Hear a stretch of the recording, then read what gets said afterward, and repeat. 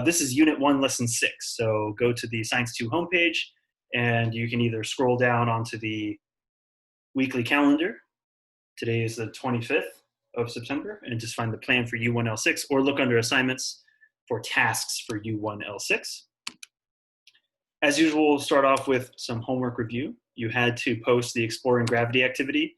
I'm seeing 12 posts to that. There are 14 people in the class. And so if Flipgrid's giving you a hard time, just email me the video, but otherwise make sure you get that done. And then you just had to read the specific section of Hewitt. I actually owe you guys an apology. I kind of changed up the homework last minute, which I don't normally do, but I'm sorry for any confusion that might have caused. So hopefully you were able to read the section of Chapter 8 that pertains to your presentation. If you did do the Chapter 5.1 through 5.4 reading, don't panic. That'll be homework for the weekend. So you're already ahead on that if you did that already. Any questions or anyone need help on any of the homework that was due today?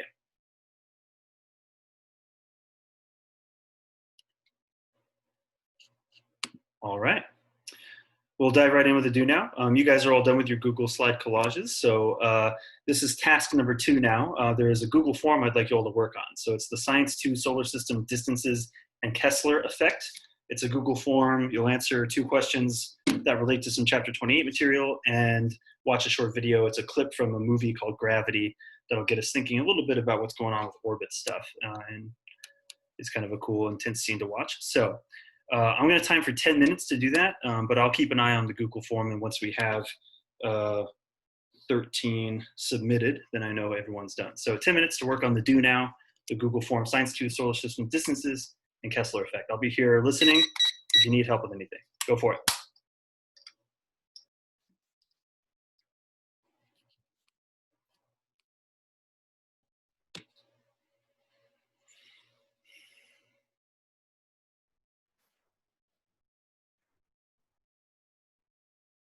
Okay, show of hands. How many of you have seen the movie Gravity with Sandra Bullock and George Clooney?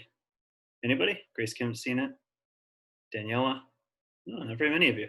Well, if you're looking for a movie to watch this weekend, I recommend it. I'm not sure if it's accessible on any of the obvious streaming services, but it's a really good movie. Excellent use of special effects, pretty cool visualization of zero gravity being out in space, and pretty intense scene that you had to watch there. But first of all, let's take a look at the results from the first 2 questions, see how we're feeling about Chapter 28 material. Pretty simple, straightforward questions. Good, almost 100% of you. 1 person went with your mama.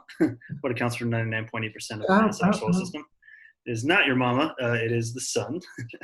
Again, that's something that I think the group that presents on the sun will be touching on again.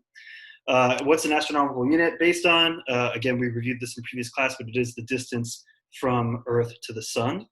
So it's sort of a relative measurement, and it's a nice big number, which makes measuring distances in our universe a little more functional with the math, that you're not working with huge numbers.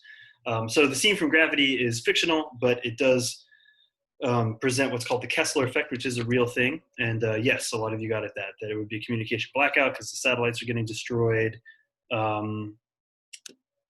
Space debris would gather, not necessarily in our atmosphere, it would be outside our atmosphere. It creates a chain reaction, hits other satellites. Yes, that's the key thing, is the chain reaction. It's the idea that there's just so much space debris that it would just cause this massive chain reaction of collisions. But the weird thing is that all of that debris wouldn't just shoot off into space. If we had a big cloud of debris, think of it as like a million flying bullets, right? That are all these things that you saw passing them in that movie clip. They passed them once. Do you think they would pass them again eventually? Yeah, it's weird, but they are in orbit. So this is not debris that flies off into space. It continues to circle Earth. And so we are going to, while you're presenting on the solar system, I'm going to start teaching a couple lessons about gravity and what's going on with that, and why even small debris would orbit Earth if it's got the right speed to it, and what's going on with things like the moon. So this was just a little preview of that.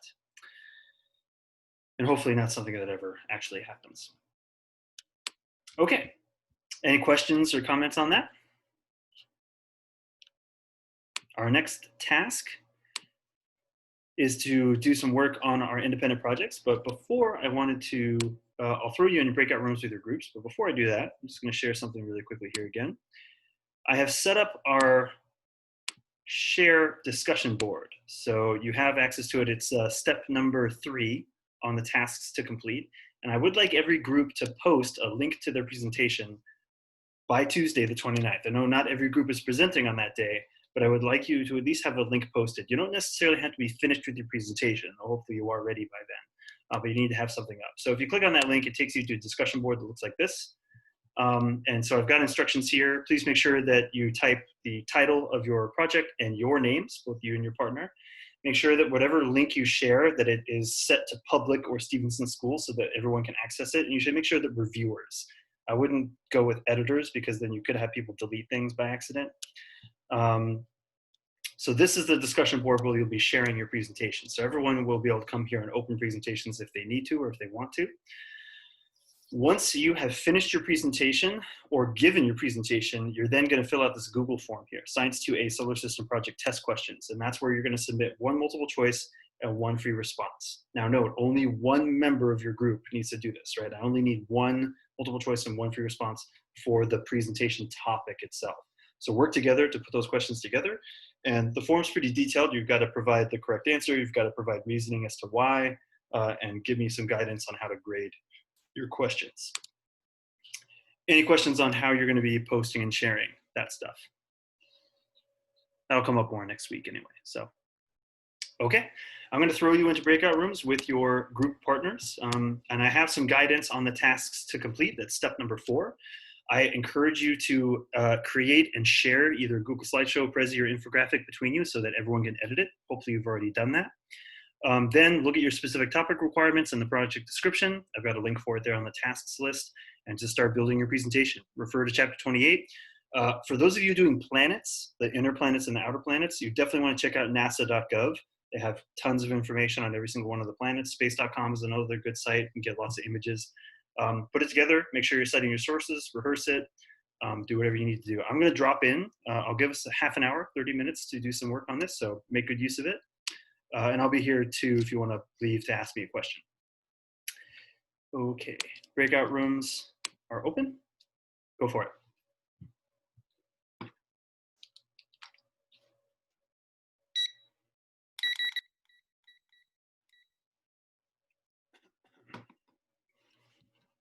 Closing activity, I have a little Ed puzzle that I would like you all to complete. Shouldn't take more than like 5 minutes, and then we'll round things out in our last 2 minutes here. So it is on the very bottom of the tasks to complete list. Step number 5, please make sure you are clicking on Science2A crash course. It's like a 3-minute video. It's got about 4 questions in it. Give it a go, and we'll come back together to review. So I'll time for 5 minutes. Go for it.